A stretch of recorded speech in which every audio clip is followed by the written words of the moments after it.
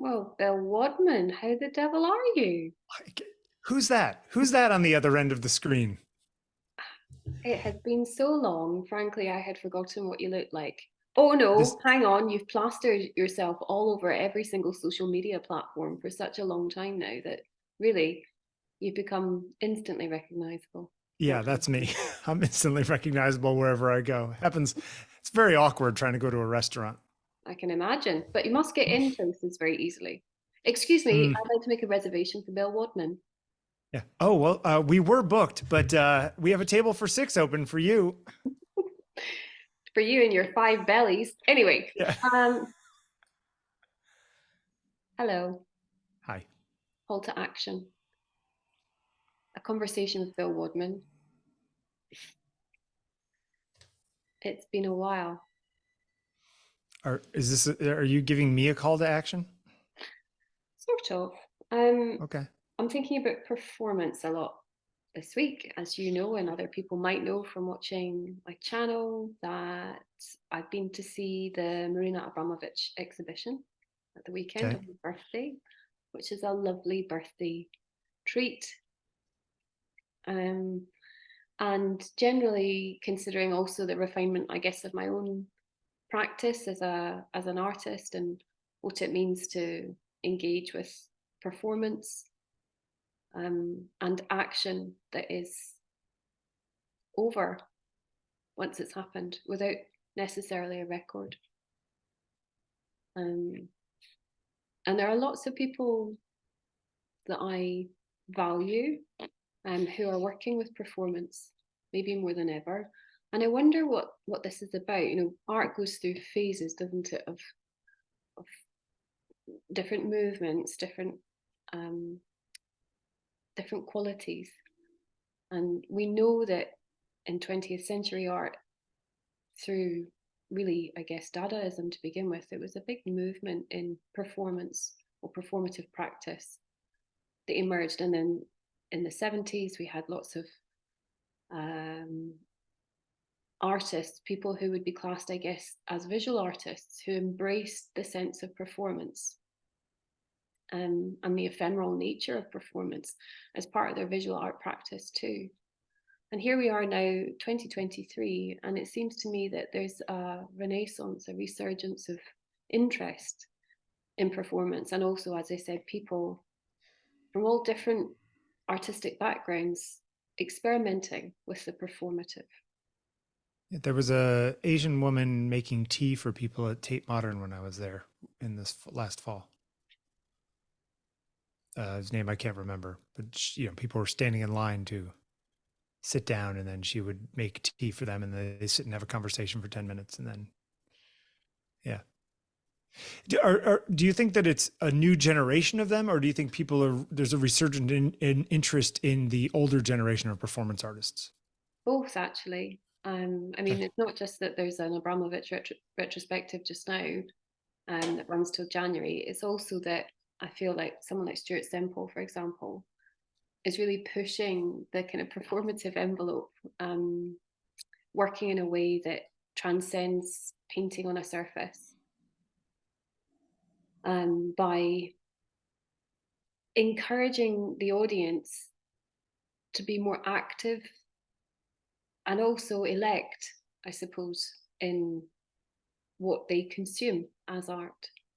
So in the case of Destroy All Bad Art, Stuart's just closed his rather short run of the exhibition, Destroy All Bad Art, in which um, a team of people set about hacking up, sawing, smashing, ripping, setting fire to examples of what people, the audience, brought to that exhibition or performance space as examples of bad art. The Sure. performance itself was, um, as many performances are, recorded, a variety of means.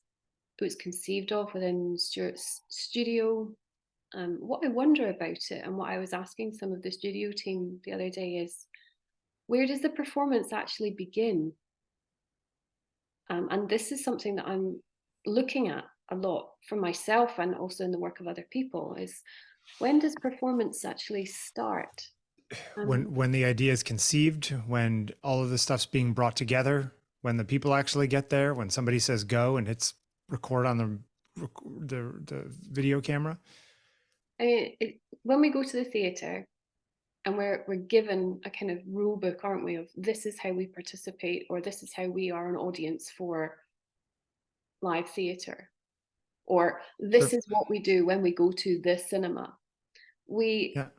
adopt this very passive role where we sit and we watch, and that's our engagement. Now, there must be many things going on within the individual, but we're maybe not responding or performatively responding ourselves as audience until we encounter what we might class here as performance art, where something is required, often also of the audience in a participatory way, and even if not explicitly, simply to consume performance art, I suppose, is kind of being part of the thing itself. But different than being one of the people who sits down with Marina, for example. Somebody watching two people sitting there, it's a different level of involvement, isn't it? Or do you think the whole thing is one big play and it doesn't matter what role you're playing in it? I like the idea that it's one big play and it really doesn't matter what role we take. That Yeah. appeals to my I thought it would. of course it does. The sense that, you know, there's like a universal language, a universal being that we actually all are. And actually, I really have experienced a sense of this at the Abramovic exhibition, where it seemed to me that though I was being shown something, I was also being the thing somehow. Yeah. I do want to mention the thing about destroy all bad art. And again, this is interesting in context of performance and when does performance begin, and also indeed when does it end. Stuart publicised that he had to cut short this exhibition that was in Soho, on Dean Street in Soho in London, because of a backlash against the principle of destroying all bad art. And in actual fact, there was footage released of CCTV showing protesters coming in and actually daubing his work, Stuart's painting, with marks and essentially saying, you know, destroy all bad art, fingers up. I think your art's bad. Yeah. Super gluing their hands to the wall in protest and so on. That, though, its very nature is all part of the performance, no? Sure. The thing that makes the language of the piece. Yeah. I mean, I think that there's, continue what you're saying. Sorry, I'll get there. Go ahead. I'm interested in what you think, Bill.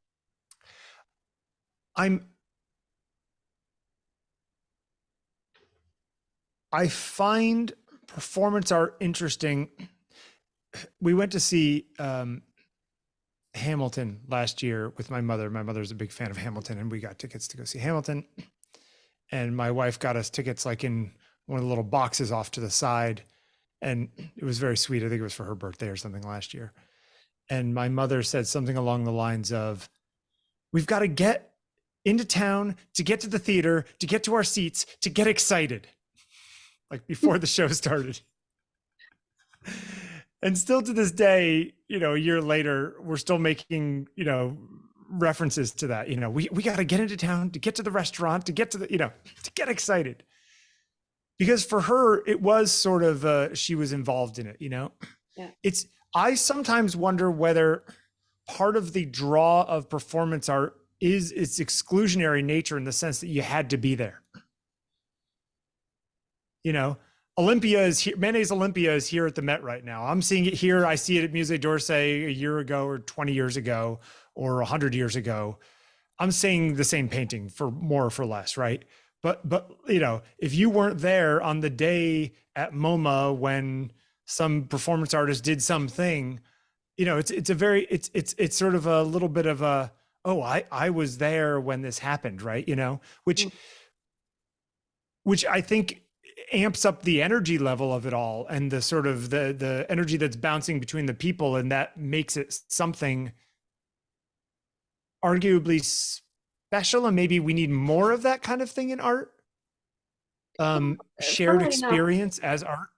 on Sunday, the same day I saw the Abramovic exhibition was the last day of The Burnt City, which was the Punch Drunk production that took over Woolwich. Okay. I saw that last summer, and that's an immersive theatre experience Sure. where we experience the final throes of Troy. And it seemed curious to me that often I would have a real yearning, a hankering to go and experience again what I had experienced visiting that immersive show last year. Well, wouldn't you have a different experience? Well, of course, and this is then the thing is that it ran all the way to last Sunday and it has now closed. And in a way, I feel part of a special club of people that have happened to see it at some point. Sure. I wonder what it would be like to revisit it again and again, and to find maybe that even if I followed the same pathways through the experience, through the kind of landscape of the stage set, Mm-hmm. that I would never have the same experience. Of course, every You time. also might start seeing the seams, What as do it you were. mean? You might start seeing things repeated, or see how the sausage is made, or see people, like the more time you spend in the, it's a friend of mine offered me tickets to go see Bruce Springsteen recently. He was playing at Meadowlands out here, and they had an extra couple of tickets. And I decided not to go, one, because it's a pain in the ass to get to Meadowlands, but also because I saw Bruce Springsteen in 1984 on the Born in the USA tour. It was the first concert I ever went to in 1984. And I don't want to ruin that experience by seeing him now if it's not as good, because I saw Elvis Costello recently and it was terrible. And like, so I wonder if by going multiple times, part of the magic is the spaces in between what you experienced and what you could imagine you could experience, and the unknown in there is part of the magic. Yes, the unknown is part of the magic. And if you filled it in somehow, it would deflate the experience. But what I wonder though, does that mean that the performer themselves doesn't feel the magic? Because they know how the sausage is made.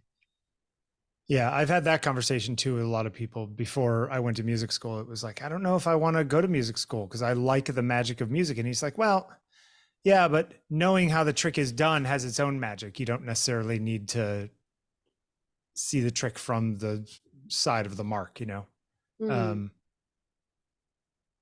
I think seeing 100 people experiencing some group thing that was just in your mind 6 months ago or a year ago has its own magic, right? Right. I mean, I talked to Ben Friend, who's the creative director at the studio, at Stuart Studio. And we were talking about this exact image, actually, that this image came from their conversations, their ideas. It was visualized way before any of the happening happened. And in terms of when the performance begins, you know, has the performance begun when, as you say, this is conceived of? I would say yes. But then does it begin even before the idea is conceived? Because the idea doesn't exist in a vacuum. The idea comes from something. It is. And does it end when somebody hits stop on the video camera? Because I may never have seen this thing before, but I may see the video of some sit-in from 1968 that was like some performance art piece that Yoko Ono was doing or something. Or I might see this, yes. Yeah. And I may see it when I'm 35 years old in 2026 because I wasn't even born when this happened. Do you know what I mean? Or whatever it is. Mm. And that math doesn't work out, but you get my point. That, but you're experiencing it. Aren't you still part of it? Right. And so this is also something that I found peculiar and I've loved thinking about in the last few weeks, is that I think when we are looking at art, sometimes we forget that even when we're consuming or looking at painting or a representational drawing, like I've been reading a lot about Ruskin at the moment, um, but do we remember that we're looking at what somebody else has looked at? Do we engage with that ever? And it's not enough just to say that I then see the world through Marina Abramovic's eyes or Ruskin's eyes or Mhm. Picasso's eyes or whoever, but to be aware of the presence of somebody else seeing in the things we see as art, in itself is another layer of illusion, and as such could be seen as another layer of performance. And this time the performance and the performer is is me, but it's not about me. I find with performance art very often there is like this abdication of I, the self, and there is a requirement that I give up into the space that's provided for me. I leave behind maybe my own conditions and my own limitations, or it might be, You go along for the ride. but it might be a part of the criteria that actually I bring my conditions and I Okay. meet the thing on my terms. All of that to me is about kind of like the craft of performance or Yeah. performance art. Have to be distinctive there about something that is what I think of as straight theatre and something that is performance art in a visual art context. Anyway, this is Abramovic. This is at MoMA, wasn't it? Yeah. In fact, that's the big room in MoMA. Yeah. Yeah, the artist is present, 2010. She sat for something like 1,170 hours in total. And she invited the audience as individuals to come and sit with her. They weren't allowed to speak. And very discreetly, those exchanges, if we can call them that, were recorded, they were filmed. And in the exhibition that's at the Royal Academy in London at the moment, in Piccadilly, the very first room that is entered has got monitors on one side, all of Abramovic, and on the other side, all the faces of those who sat with her. And those people sat for as long as they wanted, um, or as long as they could take. Yeah. She's pretty intense. Yeah, and it was a brilliantly curated show, actually, for lots of reasons. But that very first room was such a slap in the face, a wake up to enter this exhibition, because to stand in the middle of those screens was to occupy the performance. Hmm. It doesn't matter that I wasn't there in 2010. It doesn't matter that I consumed the experience through a monitor or monitors. I understood that by being in the middle, I was in the shared space. I don't know if everybody else felt that way, or even in fact if that was the intention of that piece, but that is what I had with it. I'm not going to say took from it, because the other thing that I find curious and interesting is that there isn't anything to take. It is ephemeral. Hmm. And to And try yet and it's recorded. it So, is, you know, but to yeah. try and explain the experience of experiencing performance art is like trying to tell somebody your dream. Like Sure. last night I had a dream, people's eyes roll over, they kind of drift off themselves. Very similar. You say, how did you find that exhibition? Oh, it was performance art. People kind of zone out. And I think that's because we're not sure how to take on other people's experiences, really. Yeah. I found I like this work is actually my favorite of hers. Okay. Probably just because of its ultimate simplicity. You know, two people, no verbal communication. Let's see what happens. I like that. Mm. Interestingly enough, she gets a pad for her seat. The other person doesn't. Pleasure and pain, comfort and discomfort. Yeah. Mm. Well, she's got to be there for 10 hours. He doesn't. I wonder what the longest time somebody sat there was. Do you know? No, I don't know. I thought about it. You know, had I been there, would I go and sit there with her? And what would I watch in myself? What comes up? There's a lot of watching oneself in these spaces and experiences. And, you know, there would be things that are very much about an egoic need for recognition. And in actual fact, some of the blurb about this piece is about finding connection with another person. But I wonder if that in some ways is disingenuous, that the connection we look for is the connection with ourselves, with what we think and feel, to have it somehow mirrored or affirmed, reaffirmed. Well, and if your words aren't being communicated, I think that both sides could easily misinterpret whatever's going on. Mm. I'd also like to say how different this would be is if it was you go into that room, you sit down with her, no one's watching. You come out when you're done, the next person goes in. Mm. If it was a mystery box and not in front of everyone. Well, yes, I think, hang on, I've just got to plug myself in. To be in Sure. front of other people, um,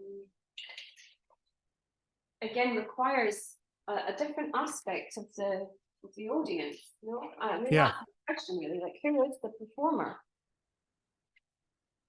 You know, who? Yeah, who you could argue that the person performer? sitting down with her is the performer now. Yeah. Who is the performer? Or is maybe neither of them are performing, as it were. I know it's performance art. No, I know, and these terms, you know, they could be nuanced in a way that misleads us, right? I'm Yeah. not meaning to do that, but I do want to know why have you got balloons? What you should call her up and ask. Why have you got balloons going across your screen? I do? Yeah, balloons just released themselves. Are you Interesting. I performing must for have said something. That's I don't all. know. What do I have to do to make balloons go? I thought I was just sitting there. No, that was so weird. You know what would be really scary is if when I play this back later, they're not in the video and I have just fabricated them in my funny little mind. They will definitely be there. Okay. That's a new feature of the new Mac OS, but I've never actually seen it happen. So Did you not sorry see about it that. there? No, because I don't have a picture of me up here. I have just a picture of you because I Okay. can make you bigger. Anyway, when we respond to the performance, are we in response performing? And what are the conditions of our response? As if, let's say, in this particular thing, you're not the Asian guy sitting in the chair. You're just somebody watching the two of them sitting there. You're saying, I'm saying that anybody who in some way engages with this piece or indeed any work of art is our response a performance? does it have to be performance art for our response to be a performance? Well, no, I'm just saying that, I went to the Manet Degas show at the Met that's opening last Sunday. I went during member previews last week. And it was packed. Yeah. And I was very affected by a lot of the things in there, more affected than I was by the woman having tea with somebody at Tate Modern. Am I performing? you know what I mean? Is like I'm having a reaction that is an experience for myself. So there seems to be, we could triangulate, couldn't we, between performance, experience, and reaction? Like, are they Yes, all but the I thought same? your initial argument though was that even by being there, even if you're a spectator, you are a performer. Well, I'm not arguing, Bill. Okay, you kind of I'm made that wondering. assumption. No, Yes. I'm just wondering. I'm just looking at it. Yeah, sure. You love to try and commit me to things. I'm gonna commit you to a And that's crazy fine. house. Yeah. But yeah, But I'm not going to be tied down by this. I just of want to course look not. at it, for Yeah. us to look at it. I don't know. I mean, I think there's also, especially when with the kind of work that she does in particular, and even the one that you were describing that Stuart did before, there's also a real voyeuristic element to it all, right? Hmm. Oh, I want to see what happens. Ooh, I maybe wouldn't go sit down, or I might not go destroy that art, but I'll watch other people do it. Hmm. You know, uh, Where's the which kind of voyeurism of harkens back people? to even I don't know, people going to the Colosseum or public executions and all that kind of stuff. I mean, there's a little bit of all of that in there too. Well, we're hungry for sensation, aren't we? We're desperate. We Sure. are desperate for connection, actually, going back to that sense that, there was the claim from Abramovic that this was about forging human connection, or at the very least, there was a claim by the Royal Academy that that's what she might be doing. I do want to also just point out, she is the only female artist to have a solo retrospective in the main galleries of the Royal Academy, and it's some 200-year plus history. Well, that's something the Royal Academy has to think about. Well, I mean, that's why I said when we were just getting ready to begin, there's another element to this work that I think we need to talk about in a separate episode, really. Okay. And that's about the kind of inquiry that's being made. We're talking very much at a level about performance as a general thing, and we're using this really as the kind of example, but not really going into what Abramovic is actually doing with Sure. her performance. And I would like to do that another time, because Okay. that's a really vital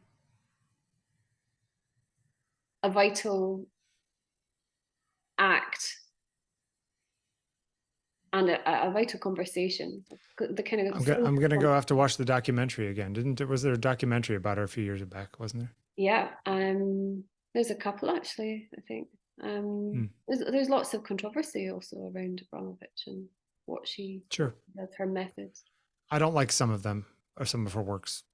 Well, I mean, also I have to say, not all the reviews of this show have been favourable.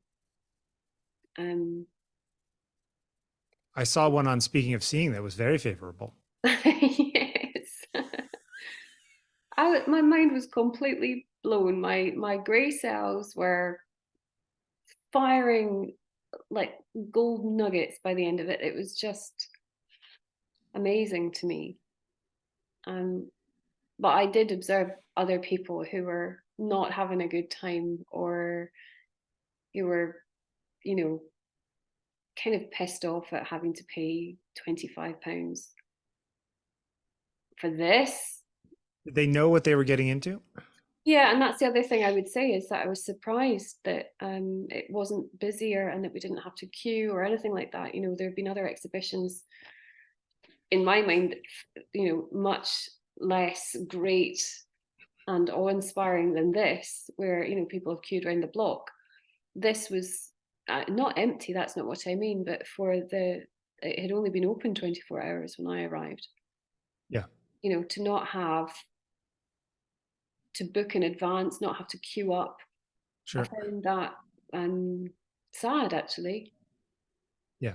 Why are we not all clamoring to get in there and have a look, have an experience? Ah. Mm. Um, and anyway, the final image or images on here, I don't know why there's two of them. another piece of work, Ana I was going to Mendieta. say that one's pretty interesting. The one on the right there. Oh yeah, this is it's not her in this one. It's a model that she covered in feathers, Ana Mendieta. People who don't know Mendieta, really the same reverence really from me for this person as I have for Abramovic, for similar reasons. Very much a similar stable. Both This came out of a very specific, that similar time too. similar time frame in terms of using the body, and especially the female body, as the live body, the living art. Mendieta, again, in another episode, possibly in connection with Abramovic, I would talk about Mendieta more specifically. But apart from today, to mention that, as you've said, performance can be recorded, and that's then how we consume it once it has passed. But in itself, that's really, we could say that that's the same with all visual art. It's a recording of something that has happened. And we've spoken many times before about whether art is dead, because it has lived in the mind of somebody, and then it has been made manifest, and in that manifestation it closes itself. I like kind of believing, I think is the right word to use here. I like believing that with Mendieta's work, I consume it through photographs, but there's something vibrant in it, that even though I know that these performances have finished, the legacy of those performances live on. I mean, Mendieta died in 1985. She was murdered.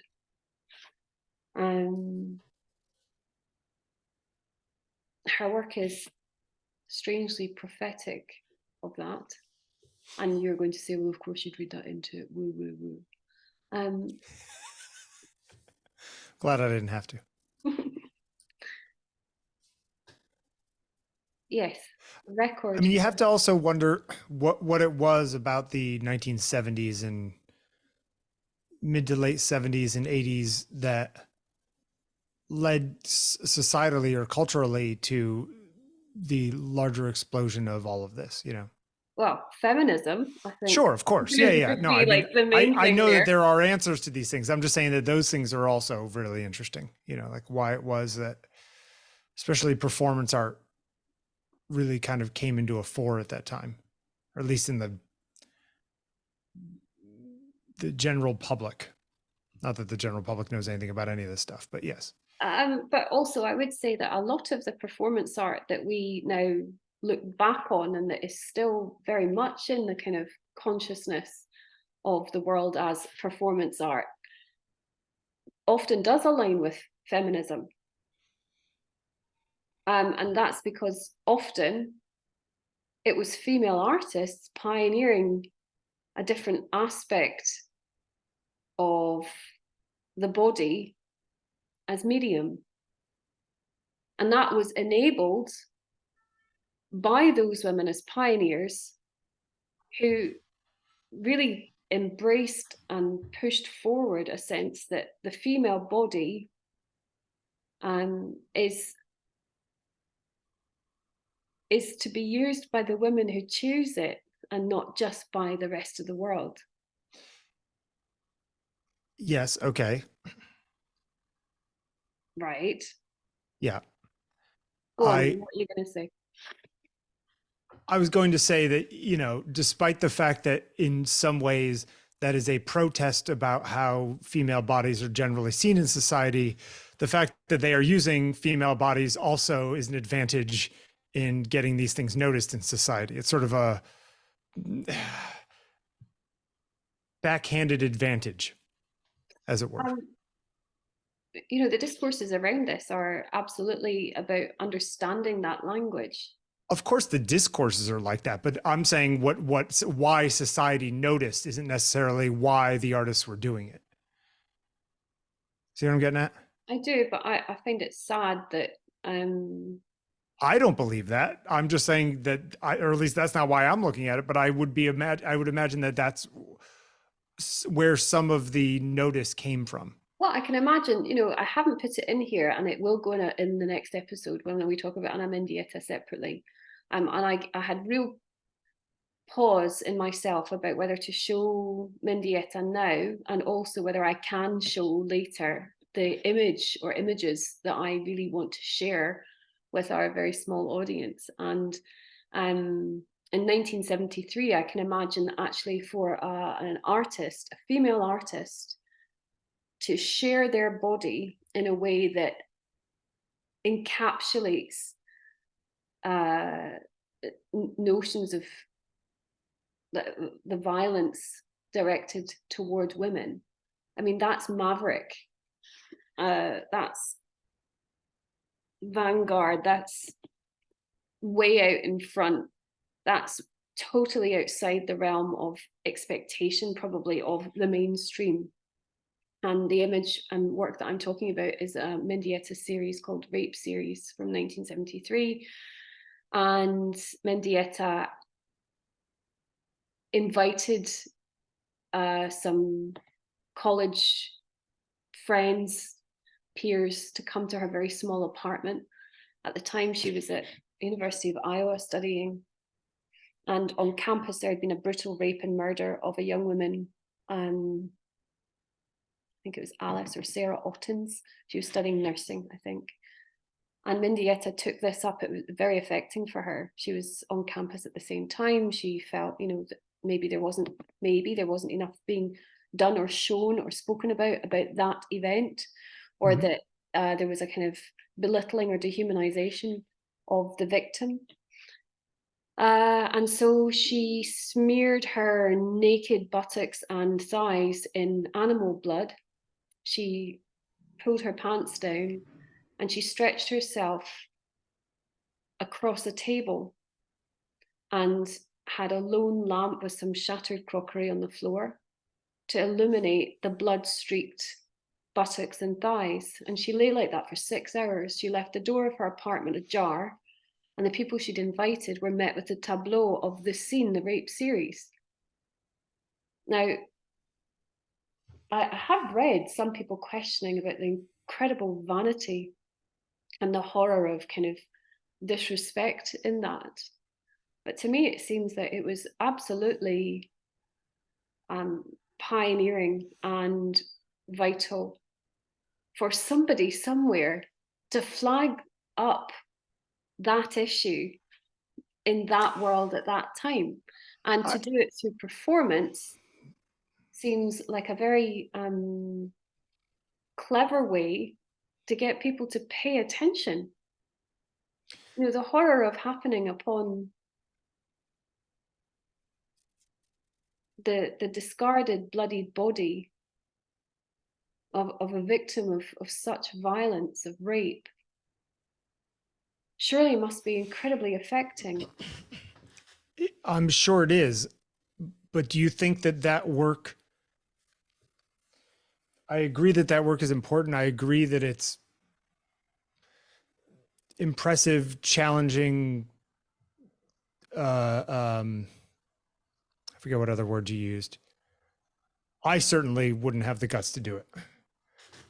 But per your earlier comment, how much of the attention that something like that gets is about the spectacle that people want to see, and how much of it is what she's actually trying to say? Well, I mean, you said earlier about it's the same principle that drove people to watch public executions or Sure. the Colosseum. I or think lynchings or whatever. Yeah. that there is that, but then there's something else in this, which is that truth is very difficult to show, because by showing anything, we're creating an illusion, and illusions are lies in one way or another. But we kind of come close to there's an argument about if we're close to truth, it's still not truth, right? But by bringing people to like the edge of truth, that proximity to truth forces us into it much more than any other way, I think. what I mean is that someone like Mendieta was working to explore her femaleness in context of the world in which she lived. She was also exploring the archetype of femaleness across the whole of the history of women, of women from Latin American culture. She explored Catholicism and the rites and rituals of ancient Latin American communities, the role of women. She went into it very carefully. She didn't need to paint a representation of it. She was it. She was the embodiment of it. And that's why when Abramovic talks about the live body, I absolutely understand it. I don't think it's just because I am a woman and I identify as a woman that I understand Abramovic, that I understand Mendieta. It's actually not about thinking I understand, because through the performance, I'm the performer. You know, there's this membrane, isn't there, that we sometimes go through, we pass through to reach art. And I'm aware I pass through it when I look at a painting, much as I might find it very beautiful, much as I might somehow be touched by the sublime. But with this kind of work, and I know again we're consuming it as photographs, it's after the fact and so on and so on. Nonetheless, the experience is alive, and watching somebody else perform, the performative experience, is also mine. Yes. Do you think though, if it was, if somebody was performing something that you didn't feel like you could connect with, you would have the same experience? I guess what I mean is that in a case like this, you potentially could be more primed to have a certain reaction to it than I would say. But don't forget, I mean, I'm not trying to simplify for the sake of being annoying. But even if I don't align with the woman as a woman, and even if I'm not in the position of the person who is sexually abused or exploited, I could be in another position to that thing that's still about my experience, right? Yes. Okay. Right. So I could be I could be witness to a straight white male piece of performance art. And I don't get that. But in relationship with it, I understand the nature of Yeah, you have a different understanding of it. right, but nonetheless, Right. it's still part of the performance, and I could still be a Sure. performer in that scene or in that Yeah. experience. I think, does it matter if somebody wants to be a performer in that experience or if they want to be a voyeur from the outside? I don't know. I You mean, know what I mean? I found it. You could go into it wanting to be part of it or also wanting to be outside of it and just looking at it. Well, I know that this is again a slightly different version of performance, but I found it amusing when I went to see the Burnt City.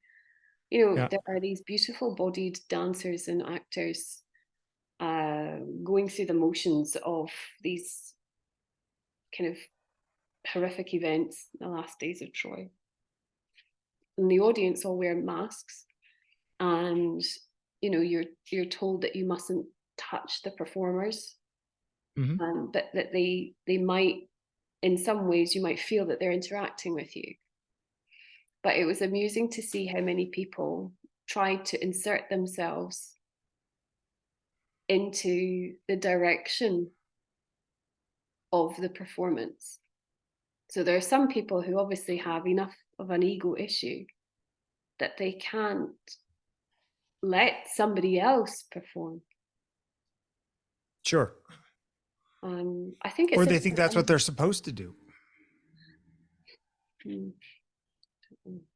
I don't know. I've never been to, there's a thing called Sleep No More here in New York that you can go to like that, which I haven't been to, so I it's can't the same comment. company. Okay. Yeah, I haven't been. I've heard very good things about it. I don't honestly know how I personally would react to it, the way my brain works.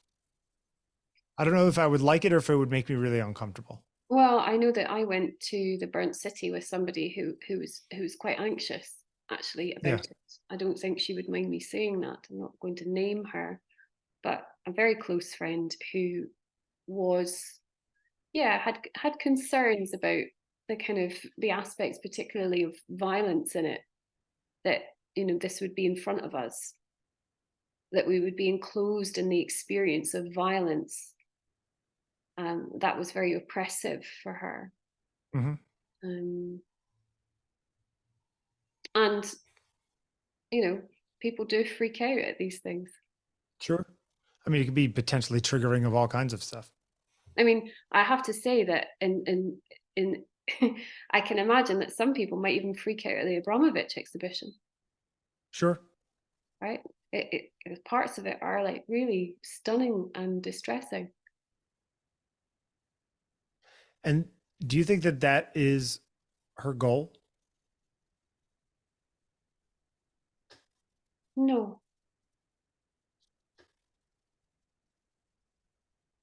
we're. I said this on my little funny film about it when I came out. I am just given the chance to ask myself about myself. I'm not told what to think. I'm given a space in which to question. And those questions aren't about questioning that work. The questions are about me in relationship to that work. Now that is amazing. That is amazing. You know, I went and saw a dance performance last night, and a friend of mine was performing with a new company, and uh, the second dance were these three couples, and it was sort of like three stages of relationships, Mm, and it was live piano and cello playing along with them, mm, doing arrangements of like old show tunes while these people were dancing on stage. And I didn't want it to end, and I felt like I was on stage with them. And it's funny, so like there are some times when even traditional performances can break through the membrane, as you were saying, mm. you know. um which reminds me, I have to find the choreographer and send him a note because it was really good. Anyway, Bill, are you the performer?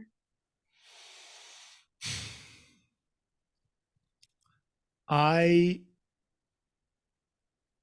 While I'm fine with speaking in front of people, I'm fine with playing in front of people, while I'm fine with showing my final work to people, I don't generally like the idea of me doing what I do to be a public thing, because it's sort of it's my little private thing, and that's why I do what I do. So no, I'm not a performer. Wouldn't we say that we're all performers? Well, if you go there, then it's just another way of saying that nobody is. Oh, I know that you love to bandy that about. I know it. Yeah. I know new tricks, Bill Wadman. I will look forward to next week. That's going to be a lot of fun. Bye for now. Bye.